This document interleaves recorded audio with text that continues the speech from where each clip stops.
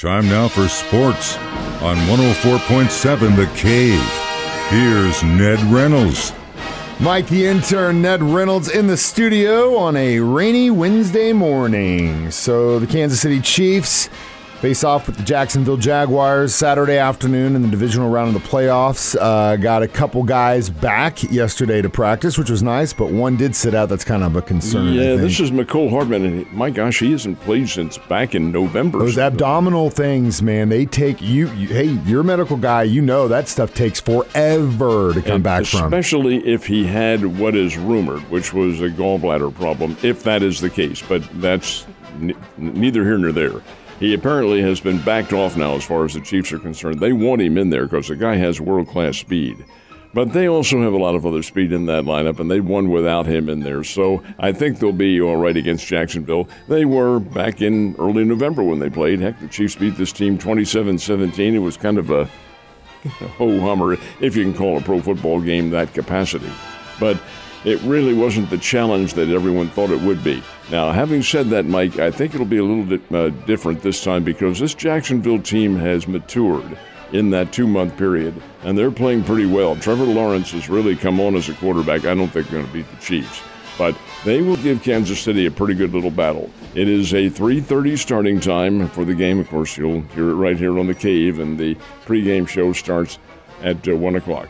That's our Ozarks pregame show. That's Ned Talk is what you're talking about. And yes, and then once you do that, if you don't want to listen to the idiots call the game, you can actually sync up the broadcast with your TV. So do that too. Except that this time it's on KY3, the place to be. But that's even more reason to sync it up to your broadcast. I do want to. What's my next question there, Edward? Well, that's what I was going to say, was that earlier in the week, whenever they announced the time, so on Monday morning when we were in here, you go, oh no, Missouri State Bears, you got a game at the same time. Well, I wonder if they're gonna, and they did. I wonder if they actually listened to the show, Ned. That's a great idea. Yeah, they didn't listen to the show. I don't think. Hey, come on. But it figured with them. Wait a minute. If we're playing against them at the same time they're on TV. We're not drawing very good crowds to begin with, and it's going to be even less. So they moved the game to 1 o'clock. The Bears in Southern Illinois, and it's a big game. That's a great rivalry that's existed for the last 50, 60 years. And it's big in the conference, of course. It'll be an important one. SIU won their game last night. But the fact is, they moved the game from 3 o'clock to 1 o'clock, bowing to the popularity of the Kansas City Chiefs, and I think it's a smart move. Oh, yeah, it is. Unfortunately for you, you're going to be doing our live and local Chiefs broadcast, Ned Talk, when they start that game. Won't be able to see the basketball game, but hey, you have to sacrifice something. Hey, at least you get to be in... Ned Talk is a big deal now. Come on. At least you get to be in a room with your buddies, the B team. All right, so, and at least some of the ADs over at Missouri State listen to the show. Thanks for listening, guys. Last but not least, it was a big night for the Bears and Mizzou. Tonight will be. This is a very, very big series of games, mid-season games. The Bears are in Des Moines tonight to play Drake. Now, they played Drake down here earlier this year, and it was a 3-point game. Bears won it by 3, and it was a knockdown, drag-out battle, very defensive-oriented, as it always is when you play a good Drake basketball team. Drake is the preseason favorite to win the Valley. They've had some struggles, but they're still a pretty doggone good basketball team, and Darian DeVries, their coach, is a smart guy. All right, that's the Bears game. Mizzou, there's a little payback from Mizzou. They're home tonight in the Mizzou Arena to play the Razorbacks. And won't that ever be a battle? It was down in Fayetteville. They played a couple of weeks ago, and Missouri got off to a big lead and let it get away. And Arkansas won the game down the stretch, playing very well. Arkansas is a good team. But now Missouri gets a chance at getting a little payback. And Missouri has, well, I love this, they have Arkansas on Wednesday night, and on Saturday they have Alabama. And Alabama is only the number 4 team in America. This is Alabama basketball, not football. Boy, they're good in everything at Alabama. Anyway, Mizzou will have their work cut out for them coming up this week. Oh, yeah, they will, and this is that time of the year, definitely in the season for college basketball, the teams really say this is what we are. We tried. So we are getting closer and closer to the beginning of baseball, at least when the pitchers and catchers will report first. But Mo had some interesting thoughts. Wasn't Mo. Who was it? Bill DeWitt. Oh, DeWitt. DeWitt had some interesting thoughts on the Cardinals' future, didn't he? He does this every year. Bill DeWitt Jr. is the owner of the St. Louis Cardinals, the tacit owner. There's a board, but he's in charge of it. Well, he does this with the media before spring training, and we are about a month away from the start of spring training. As a matter of fact, the players who are competing in the World Baseball Classic, it is less than a month away, and they'll be reporting. Anyway, he went over the Cardinals' game plan. And he said, gentlemen, I want to lay to you the fact that there are rumors that are going around that we're going to change our philosophy. We are not. We'll continue with the same structure of building this team from within. In other words, what he's telling them is all these big-name free agents commanding the big prices like the Phillies and Dodgers and Giants get these players. Cardinals are not going to do that. They will invest in players they feel have some input into the team, but it's not going to be the tremendous amounts. The days of Goldschmidt and Arenado, and maybe back in a number of years ago, Matt Holliday coming in, probably not going to exist. The Cardinals are going to shoot for the playoffs and then take it from there. And, Mike, that's always been their philosophy. Does it work? Well, it's been a while since they've been to the World Series, but in 2013, but the fact is that they do get a postseason ball club, and when you get in the postseason, you never know what's going to happen. You throw all the, to use the cliche, all the records out the window and so forth and so on. But that's, Bill DeWitt told the Cardinals that's what's going to happen, so that will be the track that they take. Interesting. We will see what happens with the Redbirds. All right, so in the last few years, a lot of new players have come into the ring as far as televising sports. You've got YouTube doing football games. You've got Amazon Prime hosting games. It's kind of changed things a little bit, hasn't it? It not only has, it is about to. And this is a very interesting story. It was broken in the Post-Dispatch yesterday.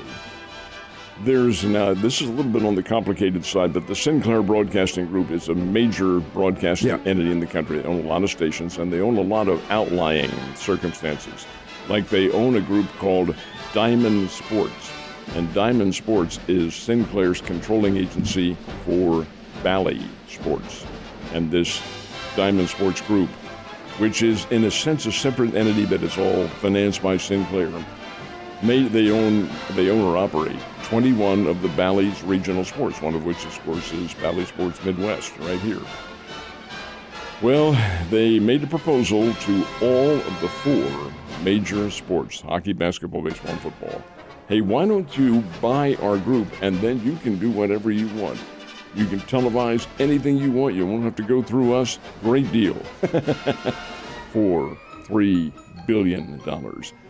Major League Sports, all of them, baseball, football, basketball, hockey, said, I don't think so. You guys, that's your job. You go ahead and do it. We're out of there. That's not what Diamond Sports wanted. They wanted to sell this group because they are out of money. Therefore, this case is headed for bankruptcy court, and it's probably going to be starting in bankruptcy court in the next couple of weeks.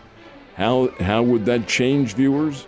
I'll tell you very much how it would change it. People around the country, folks, are pulling the plug. They're cutting the cord. They're losing the satellites. They're losing the cable.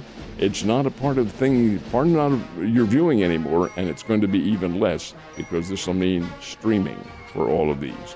So if you stream, if you get something over the internet, this is just an old man telling you this. I don't know anything about high tech or anything like that. But that better be the way you start looking, because that's the direction the TV is going now. You know what's funny is that all you old dogs are finally starting to get on board with cutting the cable. You know when I did? When I first started working in radio and didn't make enough money to afford cable. Therefore, you want now. Please keep in mind 16 years ago. Well, keep in mind now the system with the antenna that's still fine. Oh yeah, I still got rabbit ears. Oh yeah, for local sports. Yeah, and then the national games that are on prime time and stuff like that, of course. But this has been something that's coming for a long time, and I've been ready and waiting. All right, last but not least, we did have some key basketball games last night, didn't we? We did indeed, and one of them, of course, resonates with you. And I'll tell you, it met every single objective that the viewer thought it would. This is Kansas versus Kansas State. It's one of the great rivalries in the country, has existed for better part of 2 centuries now. And when they get it on, and they did last night at the Bramlage Arena in Manhattan, it is a slugfest. I don't mean that literally, but here they're going back and forth. Kansas State had the lead for much of the game. Kansas is pretty doggone good, folks. Came back and wrested that lead away from Kansas State. Came down to a matter of foul shooting and so forth and so on. And the officials were guys that we know down here. They're here for Bears games quite a bit. Jerry Pollard and his crew. So at the very end of the game, Kansas State has a 1-point lead, 83-82. Foul shot, guy made a foul shot. And then Kansas gets the ball. They get the ball with about 10 seconds to go in the game. Crowd's going nuts. And I think Bramlage probably has about 16,500, 17,000 somewhere in there. And they're all there. And they're all raising hell. It's a heck of a battle. Kid drives to the left side of the lane. This is the KU player. And he gets trapped over there. Loses the ball. The ball is hit up into the air. Now, meanwhile, the clock is going on. There probably were about 25 fouls committed all during that time. Those referees weren't about to stop anything. Hell no, they weren't. Because none of the fouls really interfere with the ball going in the goal or anything like that. Let them play, and they did, and K-State wins it by 1, 83-82. Now, they have to go to Lawrence to play in another couple of weeks. But that's a big win for Kansas State. Means my K-State Wildcats are going to be in the top 10 now. Well, they were 14 at game time last night. If they continue on, they will be. I mean, they just beat a number 2 team in the country, so. By 1. Hey, man. A dub's a dub, Ned. Stop trying to poo-poo on my parade. Get out of here. I'll see you tomorrow.